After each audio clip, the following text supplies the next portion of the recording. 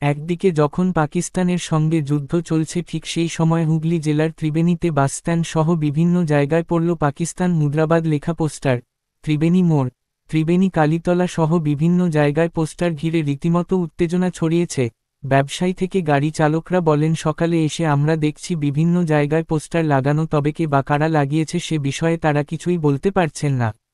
তবে এলাকার মানুষ থেকে ব্যবসায়ীরা সকলেই আতঙ্কের মধ্যে রয়েছেন।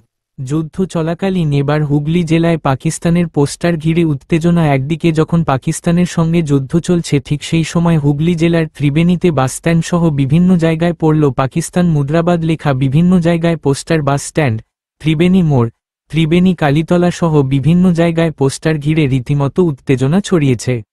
ব্যবসায়ী থেকে গাড়ি চালকরা বলেন, সকালে এসে আমরা দেখছি বিভিন্ন জায়গায় পোস্টার লাগানো, তবে কে বা কারা লাগিয়েছে সে বিষয়ে তারা কিছুই বলতে পারছেন না। তবে এলাকার মানুষ থেকে ব্যবসায়ীরা সকলেই আতঙ্কের মধ্যে রয়েছেন।